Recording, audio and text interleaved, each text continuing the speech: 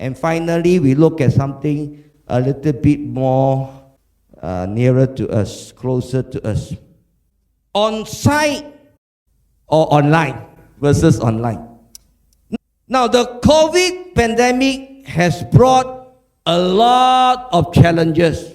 I don't know whether you feel it or not. Yeah, I think church leaders tend to feel it more with the lockdown, and then we move on to Zoom, and then we have online services. We all in Sitiawan, Wesley, still got online service. No more already So people who cannot come to church, how? That means we don't have a live stream. But after the service, we post in whatever time frame, we make that sermon available. Yeah, it's one way. But the fact is that we are facing a challenges like this. But we also need to know that the church, throughout history, has used technology in different ways. Okay, because Zoom or online are technology, we have used technology in different ways. Although some of us may have forgotten. Just now our brother said that love one another converted into song. Those songs were found in cassettes. Yeah, those are scripture and song found in cassette. Then we move on to CD, And then at one time, people were bringing projector, show cross and the switchblade Torture for Christ in the church, evangelism via this kind of movie kind of thing. And then, of course, we had tele-evangelists, not so popular here, but in USA, we had tele-evangelists and so forth. But today, we have this kind of live stream services. Now, one very prominent pastor made this statement. There is no such thing as an online church.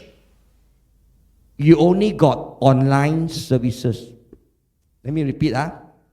There's no such thing as called an online church. You only have online services. You all see the difference or not? Yeah, you all see the difference? Okay. Yeah, so there is a difference. And in fact, I know that one person actually applied to his own denominational setup and say, can I, churches can apply one. So if a Methodist pastor applied to Reverend Jayakumar and say, I want to set up an online church. Yeah. Where are you going to meet? We don't have a meeting place one. I will broadcast it from my house. Online service. You think our honored, beloved Reverend Jayakumar will approve or not? I mean, we can project what he thinks, but there are things behind to think about, isn't it? If I'm a non-Christian, and somehow in the COVID situation, I somehow became a Christian. Yeah? And then I really like all those online services, In fact, I listened to 3 online services on Sunday. But I don't want to go to church. Am I a Christian? These are challenges that we have to face, Yeah, when we talk about online versus on-site. Because we are talking about Christ-centered connectedness.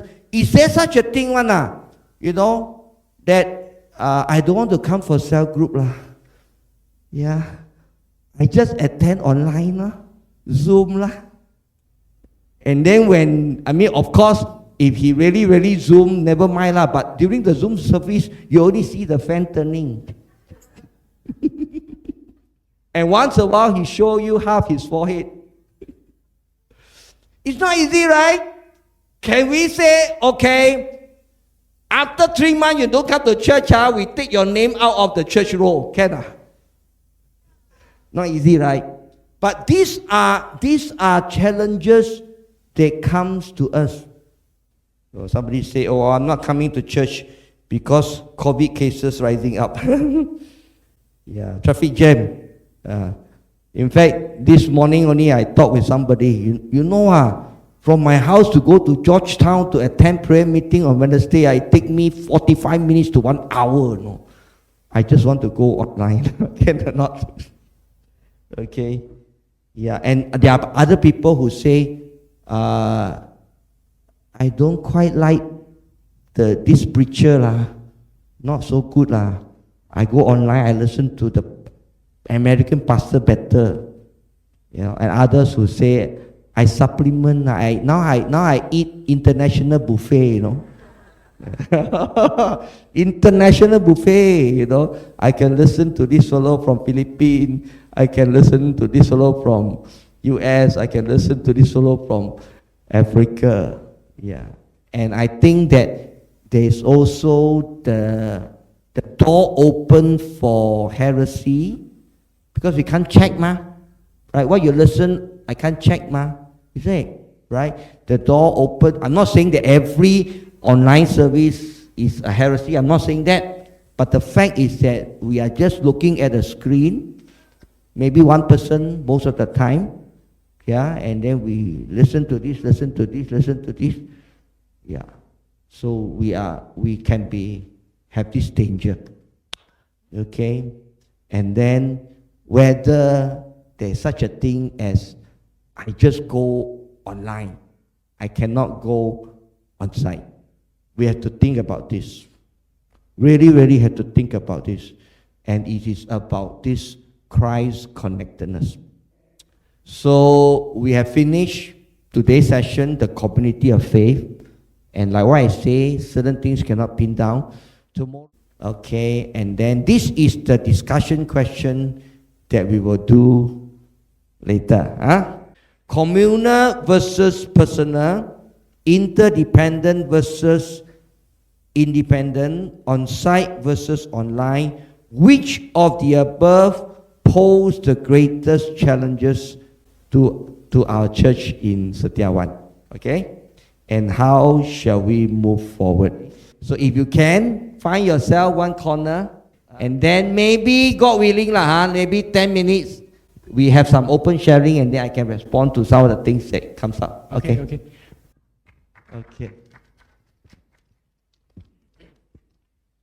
I'll just say a few things, and then we close. All right. The first thing I want to say is, avoid the simplistic idea to think A versus B means one is right, one is wrong. It's not like that. Doesn't mean that communal is right, personal is wrong. It does not mean that. Personal is very important. If I want to kill your faith and I banish you to an island alone, you become like personal law, one person only law. Is it possible to kill somebody's faith like that one?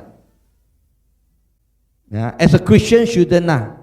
Because the first thing that comes to my mind is John being banished to the island of Patmos. Okay, that means we must train our Christian to be so personal that even if I throw you into isolation, total solitary, you still won't die one. Right? And that is very important, because that aspect of personal faith is very, very important one. Yet at the same time, communal faith is very important as well. So don't get into a simplistic thinking that personal versus communal, one is right, one is wrong. In the independent and interdependent, one is right, one is wrong. On site, one is right, one is wrong. Don't get into that thinking. Okay, on site, one is right, one is wrong. If we think of online as a church, I think that is wrong. But if you think online as a ministry, is it wrong?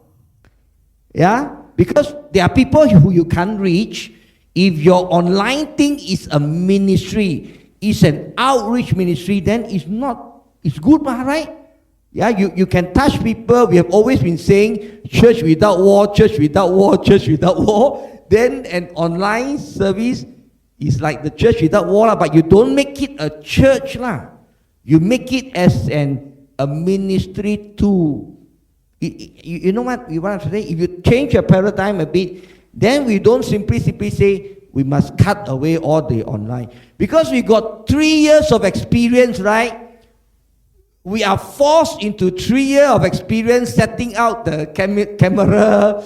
Am I right or not? When we started in the beginning, so difficult, right? So we learn all the tools already, set up camera, upload lah, things like that lah. So are you saying that now no more COVID, buang, everything throw into the tong sampah?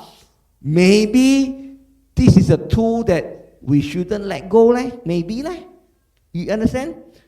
But yet at the same time, we want to encourage those who are online, who can come back on site, but they don't want one. We still have to find a way, but we must not offer it as a church option to them, but we should not throw online and we say that this can be a digital ministry that we can still use. You understand what I'm trying to say?